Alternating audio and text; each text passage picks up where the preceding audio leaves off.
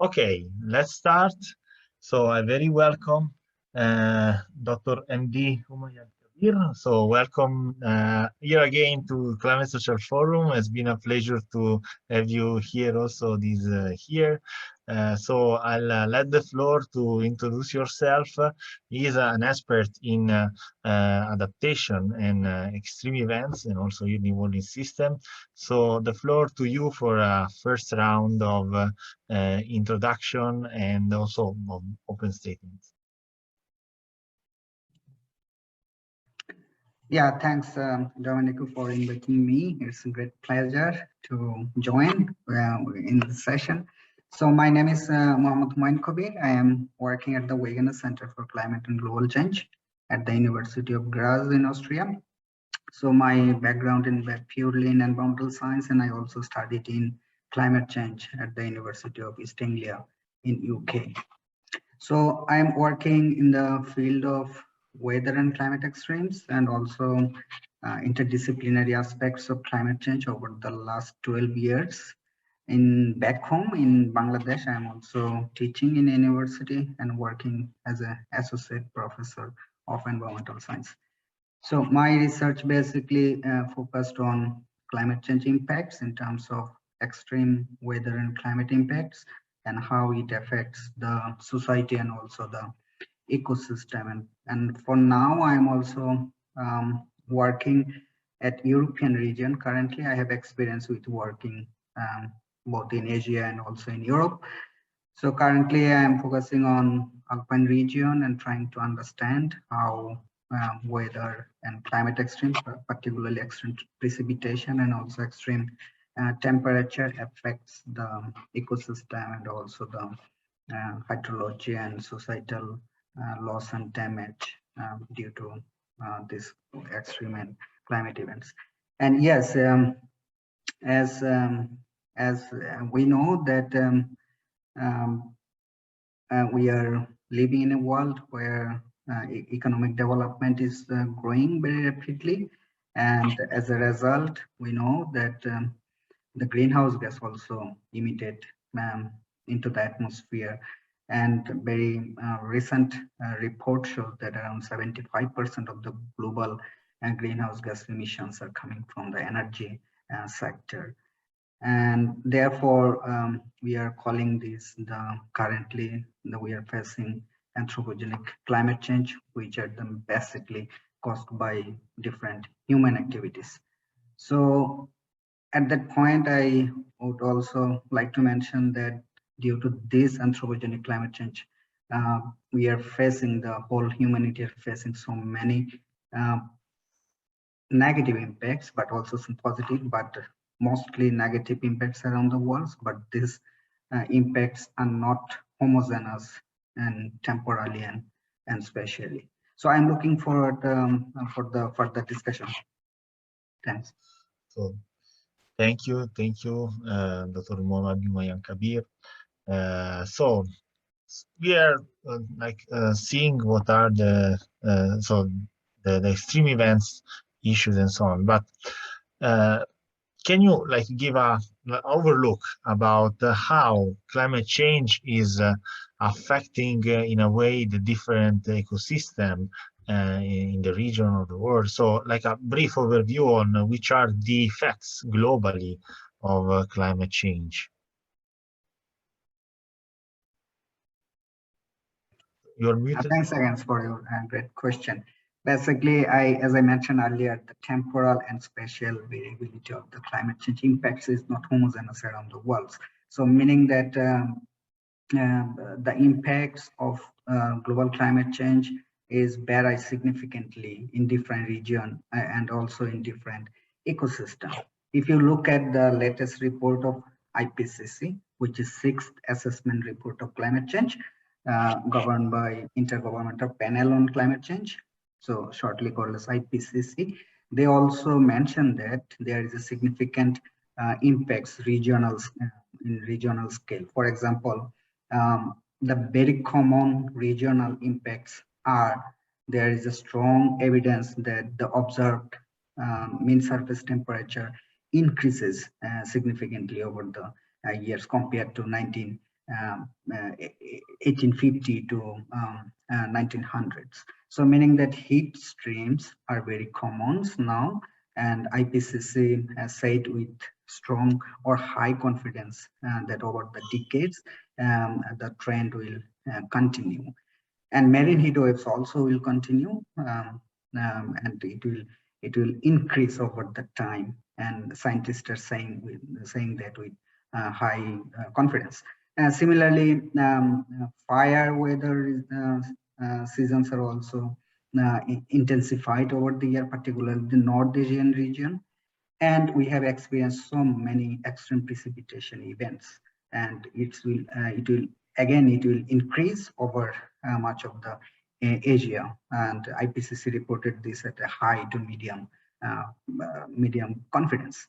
Similarly, the glaciers around the world, not on the North Pole, but we call the third pole in Asia. So the glaciers will also declines. And it's experiencing that there's a decline trend of glaciers, and particularly it will also decline in the central and northern part of Asia. And also as a result, the glacial runoff will increase, particularly up to mid-century, and subsequently it will cause serious loss and damage in the downstream world living in the in the low-lying areas, particularly in the South Asian countries. And another aspect is sea level rise. You know that although it's a slow process, but recently the rate of sea level is around the world, particularly in Asia, is also increased in faster way compared to the average, global average. Therefore, the coastal area now will lose, and also somehow the shoreline will retreat, and regional mean sea level will also continue to rise. And scientists are saying that with high confidence. So all the statistics basically clearly said that the climate change is real, and there is a strong scientific background that or evidence that climate change is happening now. It's a reality. So so I mentioned different aspects of weather and climate extreme, which basically affects the different regions and different ecosystems.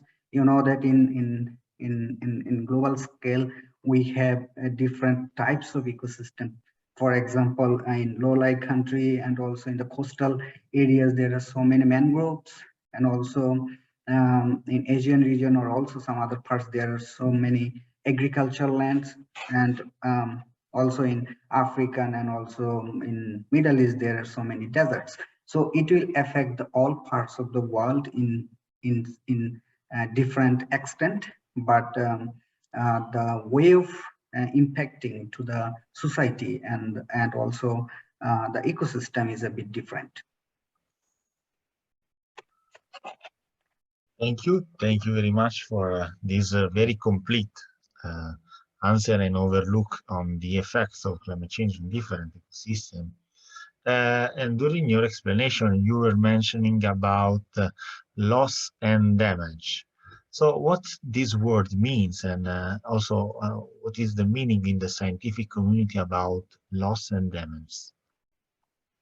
So yeah, so the loss and damage are basically caused by the direct and indirect impact, which caused by the weather and climate extreme. For example, most of the low-lying areas or where the countries are close to the sea, they are affecting by coastal flooding and tidal flooding, and also cyclones or tornadoes. So they are affecting both directly and indirectly to the society. So which can be considered in a monetary terms. So it's a direct loss, like for example, loss of human life. You know, in South Asian countries, particularly in Bangladesh, we are facing so many natural disasters, and they are affecting not only the coastal ecosystem, but they're affecting or they're killing human lives and also other living lives. For example, cattle, biodiversity, and others. So these are the direct laws which are the main reasons or results of such type of extreme events, for example, cyclones or tidal surge. Thank you very much. And okay, now we understand the effects and also what are the damages that the climate change can cause. But what we can do, in practically, I'm asking you, there is the possibility to adapt or to like respond to this climate change, and what do we mean about the term adaptation? Yeah, so the thing is very clear as climate change is happening. So there is um, no objection, actually no way to deny this, the climate change is happening.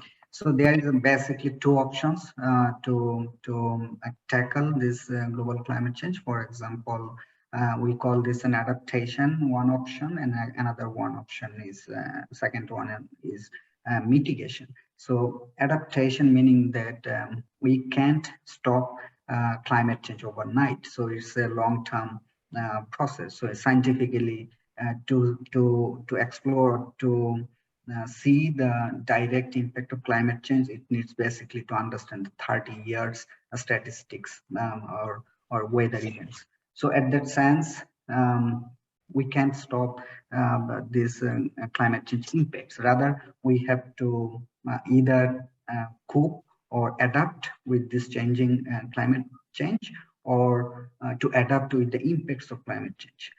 And another option is we can mitigate the climate change impacts of global climate change. For example, we can mitigate the greenhouse gas emissions into the atmosphere by changing our lifestyle, by reducing emissions into the atmosphere, by shifting renewable fossil fuel based energy to renewable energy. So these are the some options through which we can mitigate the intensity of the impacts of climate change. On the other hand, we can adapt.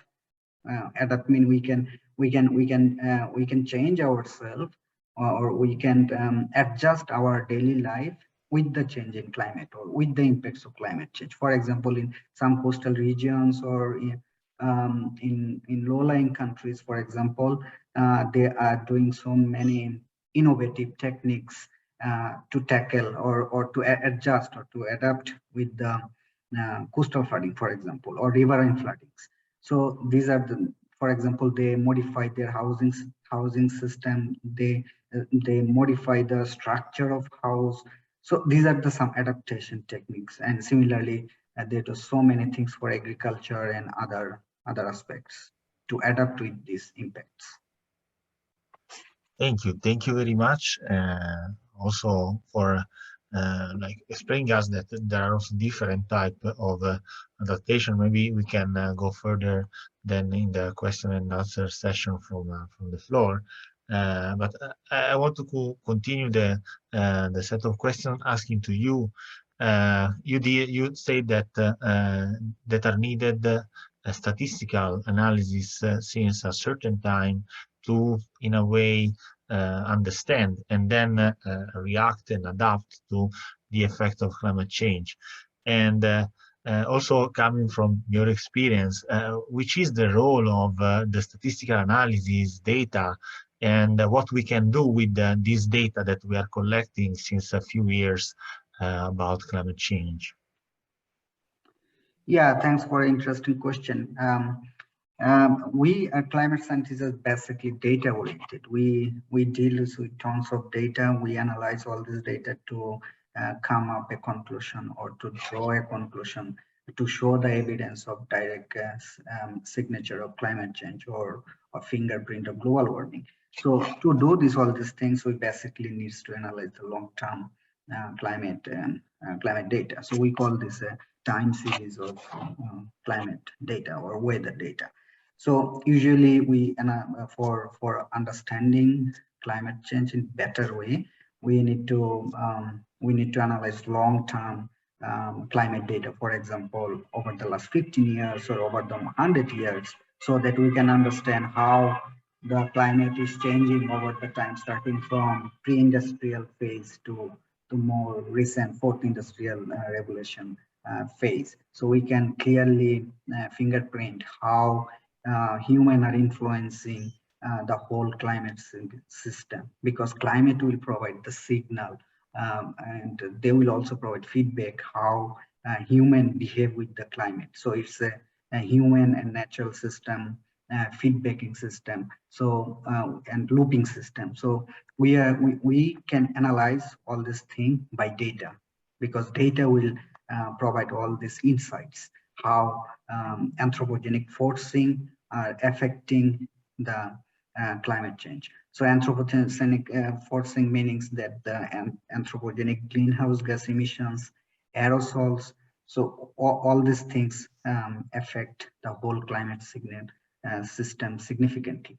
And for understanding this in better way, both in regional and global scale, even in local scale, so we need to understand the climate data more robustly, and we need to analyze this more sophisticatedly and more accurately, so that we can come with a very robust conclusion and saying that yes, this is the strong evidence showing that here is climate change happening now. So thank you very much for the complete question and complete answer that you give.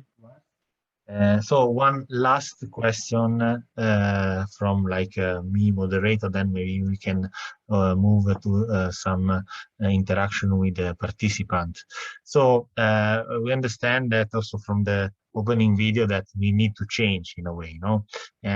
We can, or at least we can change the planet. So I want to ask, in your opinion, some priorities. Maybe we can list 3 priorities to have a new concept of prosperity, and what we can intend the new prosperity. It is the track of prosperity. So your point of view on prosperity and the priorities to reach new prosperity. Yeah, so basically for ensuring more sustainable prosperity around the world, by combining the environmental sustainability and climate safeguard, we can do actually so many things, and people around the world and scientists and policymakers are also thinking a lot of how we can tackle this thing.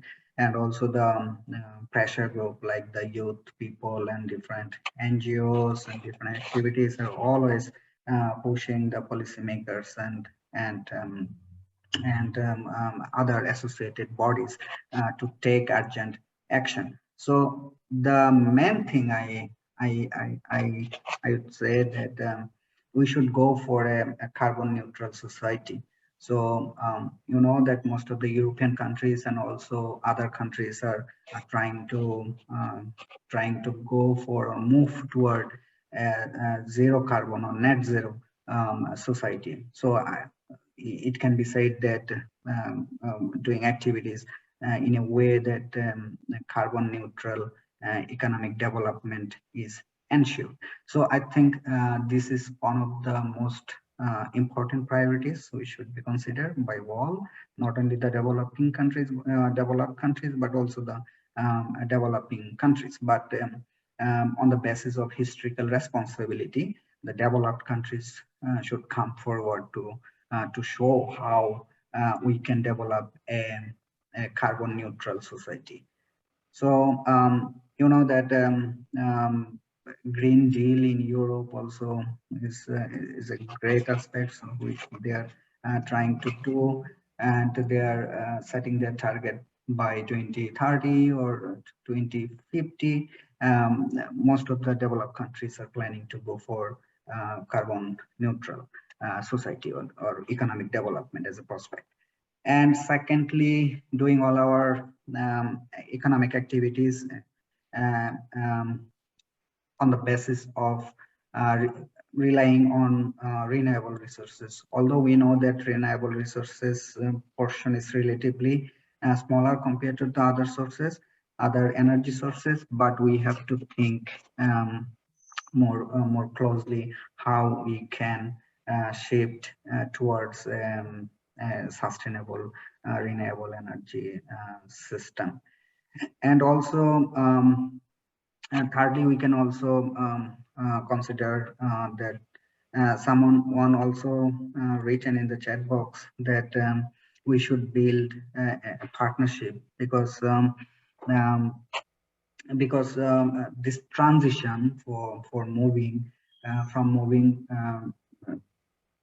traditional energy to renewable energy, it needs a lot of partnership and a lot of financial investment. So at that point, we should focus on the climate financing, which will lead to the government and also relevant agencies to act more closely and take and also achieve the targets towards net carbon society or net zero society, and also a more greener and sustainable renewable energy based society. So I think in a short term, so in a summary, so I can say we should focus on the carbon neutral society or net zero carbon society, and then we should focus on renewables, and also we should consider more climate financing, and also make partnership with both developed and developing countries. So currently, we are knowing that the China, India, they are the most emitters, one of the biggest emitters in the world. So that's why we need this collaboration and technology transfer, not between the developed and developing countries, to make a more climate friendly, low carbon society. Thank you very much. Yes, the question was addressed also on how to build this partnership. Maybe if you want, you can add a few words about how. So the partnerships are the key. We addressed it, but how we can do that. Yeah, so thanks for your great question. So one answer might be to make a close connection between the both private and financial sectors, along with governmental sectors, and to make a connection with the both developed countries, meaning that global south and global north, because we need a strong bridge between these two poles, like two sort of countries, namely developed and developing countries, because most of the developing countries are booming now. For example, India, China, Brazil, they are doing so many developing activities to increase their GDPs and also the economic development. But as most of the developed country has already doing so many development activities, and also emitting so many greenhouse gases into the atmosphere. So they have a more strict nationally determined contribution to fulfill the Paris Agreement. So they are sort of bound to mitigate this greenhouse gas emissions. So they develop different technologies. For example, they have uses different geoengineering techniques so that they can reduce the emissions of greenhouse gas emissions. But in the most of the developing countries, who are the direct victim of this climate change impacts, so they are not basically focusing on this aspect. They are doing morely or relying on morely on climate change adaptation. So this is the difference between two types of countries. That's why for building more strong partnership, we need to transfer technology, and also we need to transfer knowledge, so that we can meet the gaps. We can close the gaps between these two countries, two sort of countries, and as a result, both private partner, public, and also international organization on other financial sectors should work together to build this partnership in a more sustainable way. Thank you very much. We have the time for just one last super fast question, then we leave Dr. Humayain Kabir free, because he has also some other commitment after. So if there is Now, last question for him.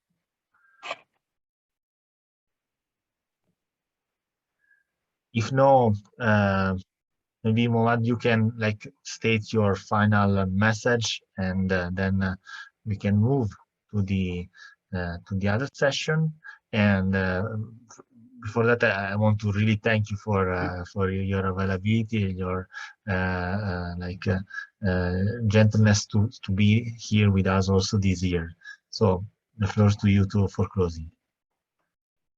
Yeah, thanks again for. Okay, so I got another question. Okay. Someone. Okay. The question is, do you think we could reach a net zero planet by 2050? So yeah, so it's a great challenge, but yes, it needs actually strong political commitments and also a collaboration between different countries. So, for example, we have seen that in COP conferences, the Conference of Parties on Climate Change. So this is the highest body for negotiation for setting the target and also pushing forward net zero by 2050, for example, to meet the targets set by Paris Agreement. So yes, but different countries, in particularly from developed countries. So for example, I can say about the UK, or also in US, in Europe, EU. So they are setting their target to reach this net zero. But to doing this, it needs so many geoengineering techniques, because we can't capture all the carbon dioxide from the atmosphere overnight. Apart from that, we need to change our lifestyle. For example, we can focus on more sustainable mobility system in terms of using electric car, using hydrogen fuel. So these are some other possibilities which we can focus on to reach this goal by 2050. But yes, as we know, in atmosphere, each greenhouse gas has their warming potentiality, meaning that if we emit carbon dioxide today, it will stay in the atmosphere over the last, for example, 50 years. But the lifespan of the all greenhouse gases are not same. But for example, carbon dioxide and also methane, they have more lifespan into the atmosphere. So it means that it will automatically affect the natural climate system, and it will continue the warming, for example, the troposphere. So at that point, it's not super easy to reach at this goal, but we need to a transformative society, so that we can change the whole societal system, and also other economic activities in a way that we can emit, but specifically no emissions. But it sounds weird, but this is the final destination of the society to tackle this planet against climate change. There is no option there. That's why different industries and also governments are also focusing on climate change mitigation, and also United Nations also providing around 70 to 80% funding towards the greenhouse gas mitigation, means that climate change mitigation, not the adaptation, because adaptation is getting very less fund. So this is also the agenda for the UN. So to reach this goal, a combined effort is also needed, along with the strong political commitment. Thank you very much for the answer, and also for the question, and thank you for your time, Mohammad. So I think that we can close here this first expert session related to the prosperity track, we have really complete overview of the effects of climate change and the need to change and what it does imply and what is needed. So thanks again, Momar, for your time, and I hope that we can stay connected together. I invite you also to join, if you want, our Discord channel, if you would like to engage some discussion with the participant and so on. In any case, we will, as the last year, upload your presentation and your video into our YouTube channel. And I think that your information and your knowledge will be very valuable to advocate also on climate change. Thank you very much. Yeah, thank you. Thanks again. And thank you very much for who have joined now and who will watch this video later. And yeah, I'll be happy to stay connected with you, Climate Social Forum.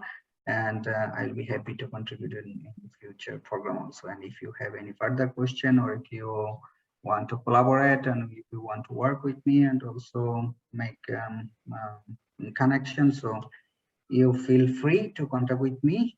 And thanks again. So I hope you enjoyed the session. Thank you very much. So to now, we are making like a small break before the next session that will be concentrated on emission and carbon markets. That is also another big topic properly related to like a transition towards a new way of prosperity. So I will now share my screen with the cover, and just 5 minutes. Let's take a break. We greet warmly Mohammad. Thank you again, and see you in the next channels. And yes, let's take a small break of 5 minutes, and then we were here again with the carbon market session.